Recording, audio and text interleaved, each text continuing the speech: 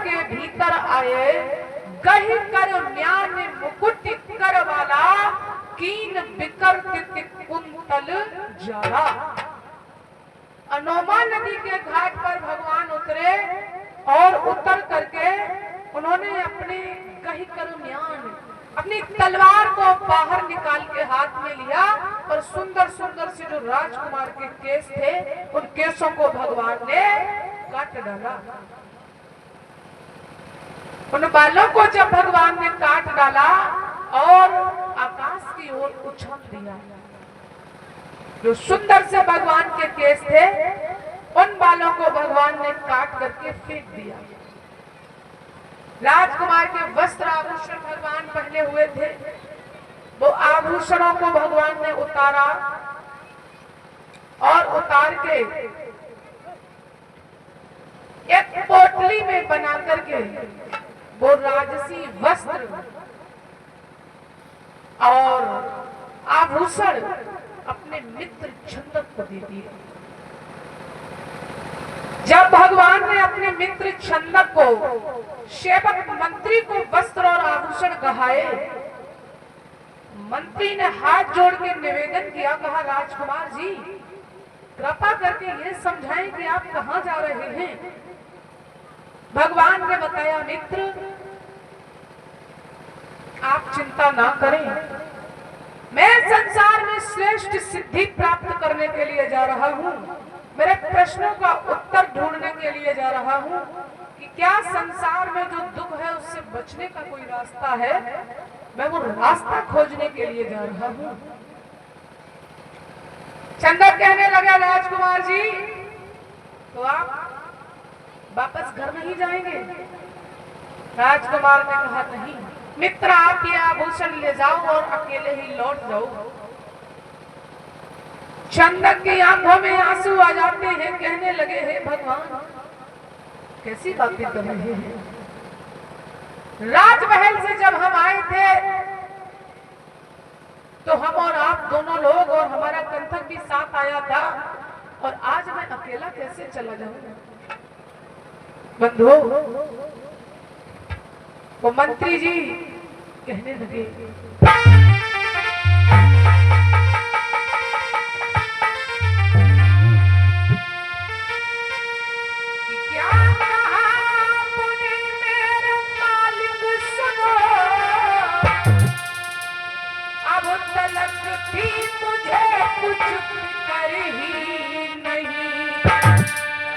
जेठा भाई बता करके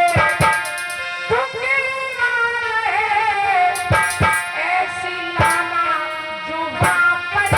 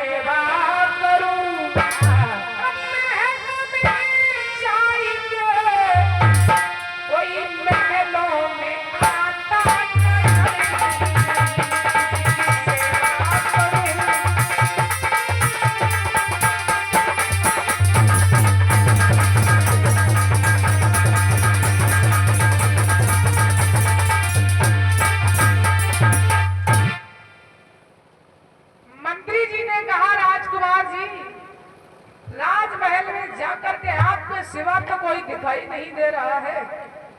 आप छोड़ के जा रहे हो, आप हमारे राजकुमार हो, आप हमारे परम मित्र भी हो। मित्र कहकर के मित्र को ठुकरा रहे हो भैया, क्या कर रहे हो राजकुमार जी।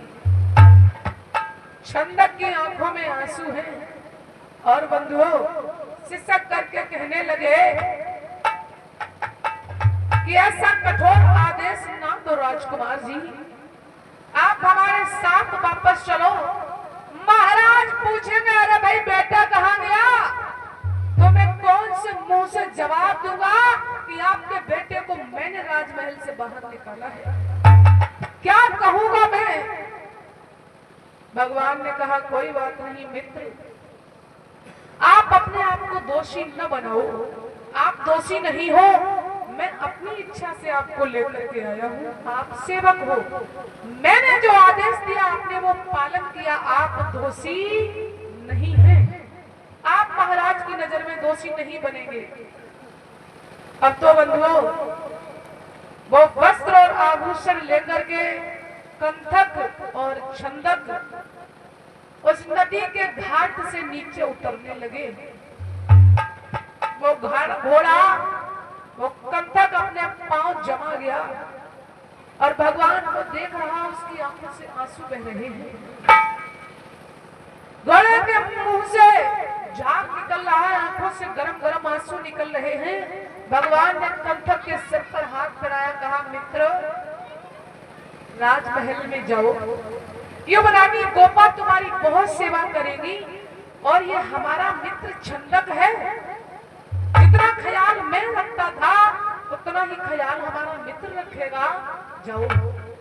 बंधुओं वो पशु था तो बोल नहीं पाता था, लेकिन वो ये भाषा समझ रहा था, वो ये दृश्य समझ रहा था कि आभूषण उतार के दे दिए, अब ये साधारण हो गए और हम दोनों नीचे जा रहे हैं, ये घाट पर बैठे हैं। ये दृश्य वो समझ रहा था कि राजकुमार अब हमसे दूर हो रहे हैं। बंधु वो घोड़ा उसकी आंखों से आंसू बह रहे और घाट से नीचे उतर रहा है। जब वो घाट से नीचे उतर रहा था तभी अचानक क्या हुआ,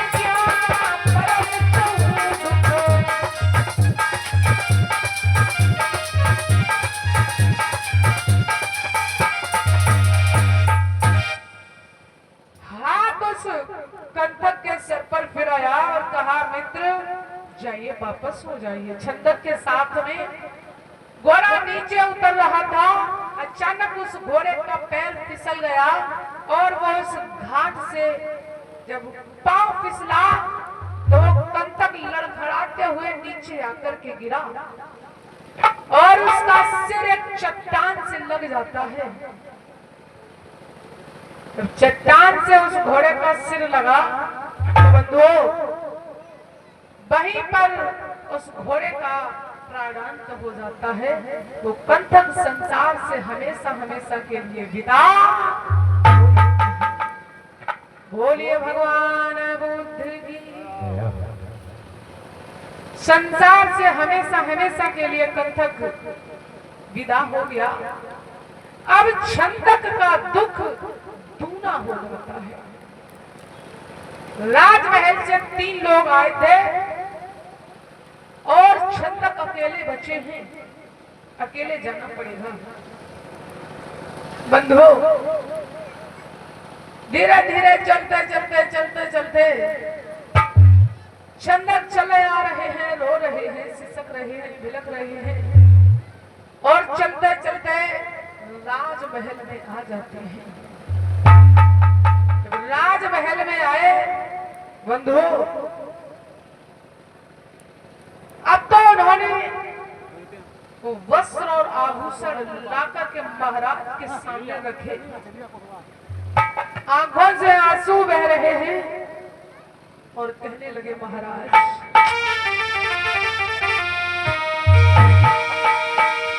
लेकिन रोके से रुकती नहीं है मेरी, चश्म से अश्क दरिया बहाता हूँ मैं।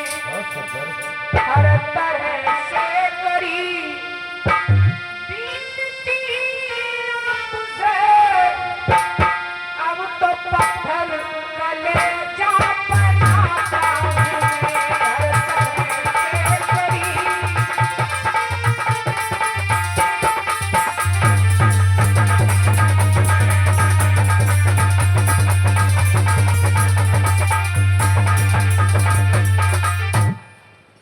इस तरह बंधुओं कहा महाराज, दोनों हाथ जोड़ के बिलखने लगे, रोने लगे, कहने लगे कि महाराज मैं ही बोआ भागा हूं जिसने राजकुमार सिद्धार्थ को इस रक्त महल से बाहर निकाला। महाराज बिलखने लगे, रोने लगे, कहने लगे मंत्री जी किसी न किसी को तो दोषी बनना ही था। मुझे पता है मैंने कितने प्रयास किए, तुम दोषी नहीं हो, तुम तो सेवक हो।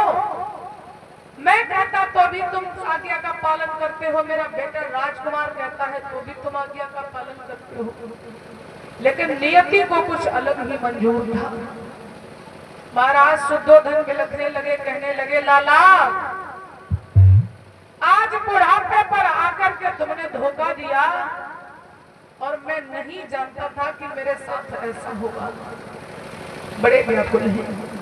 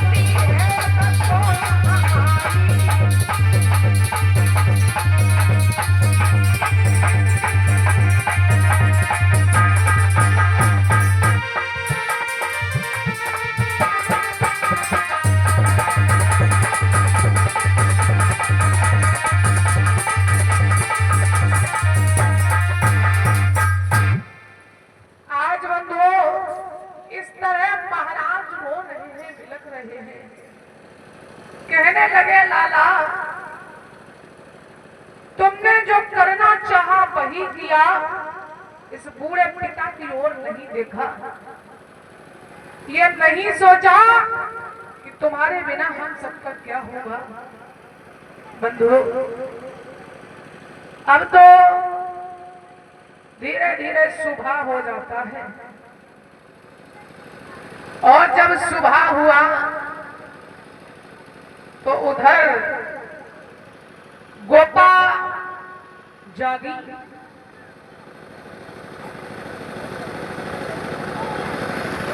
जब गोपा जागी तो उन्होंने देखा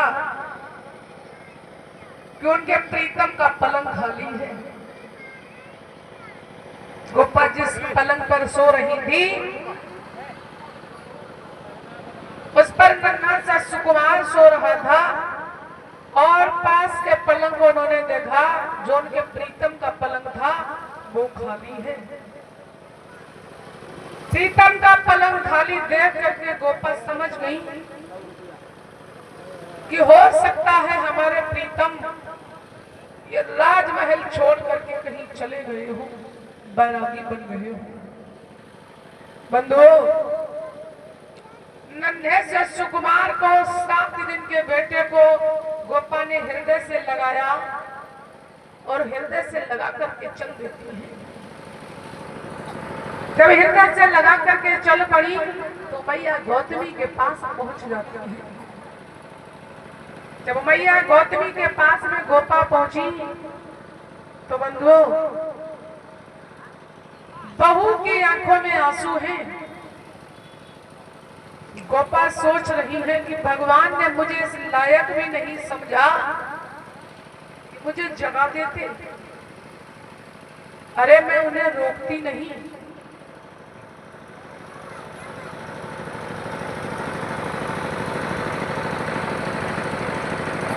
मैं अपने बेटे को बहुत समझाया बहू, कैसे मैं अपने बेटे को रोकती। महाराज ने भी समझाया, मैंने भी समझाया और बेटे की समझ में कुछ नहीं आया। आखिर वही हुआ जिसका हम सबको डर था। मैंने तो अपना बेटा दाई मां को सौंप दिया, दाई मां को सौंप दिया और स्वयं सिद्धार्थ को हृदय से लगा करके मां की ममता दी। लेकिन सिद्धार्थ को फिर भी समझ में नहीं आया, बहू क्या करूं। मां गौतमी बिलक रही है।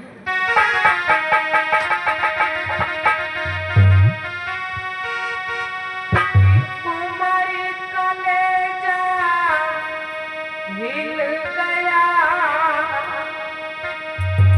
और लखी के वस्त्र लिबास आज पिताजी को चली गई। वो दुखिया की आस उठती हिलोरे पेट में, बेटा हमारे लाए ना चाहती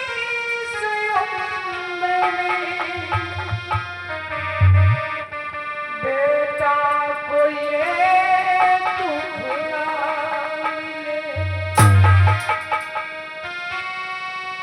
मरते समय पे ना मेरी रोकर हुई बेजबान है। ये लाल तुमको सौंपती, बेटा से करियो प्यार है। रो रही है माँ। उस दिन से मैंने लाडले सब छोड़ दी ना ख्याल है। इस दिल को फिर समझा लिया, तू ही जिस्म का लाल है। ममता बुरी है मात की और सबसे बड़ा सुत वियोग है।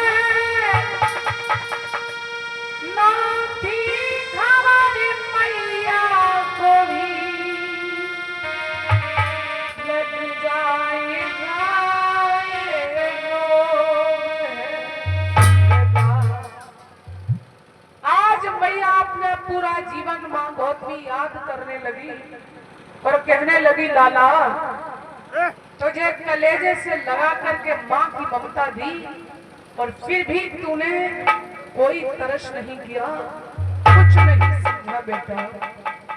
तो इधर वो युवरानी गोपा नन्हे से सुकुमार को हृदय से लगाए हैं और कहने लगी, हे पिया, आपने मुझे और स्त्रियों की तरह समझ लिया था। आप सोच रहे होंगे कि आप मुझे जगह देते तो मैं आपको मना कर देती। मना नहीं करती प्रीतम। अरे मेरी तमन्ना थी कि मेरे पिया जब संसार के कल्याण के लिए गृह त्याग करेंगे तो मैं अपने प्रीतम को 2-4 कदम चल करके विदा करूंगी और मेरी आज ये तमन्ना अधूरी रह गई है। क्योंकि गोपा को तो विवाह में उनकी मां ने कहा था कि बेटी सिद्धार्थ के बारे में भविष्यवाणी हुई है, ये गृह त्याग करेंगे। गोपा ने कहा, कोई बात नहीं मां,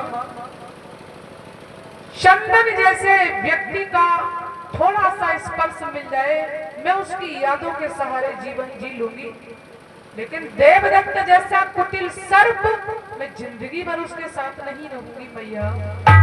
तो पता तो सबको था कि भगवान गृह त्याग करेंगे। अब तो गोपा के मन में यही शिकायत है और मैथिली शरण गुप्त जी लिखते हैं कि सखी वो मुझसे कहकर जाते तो क्या पथ बाधा ही पाते।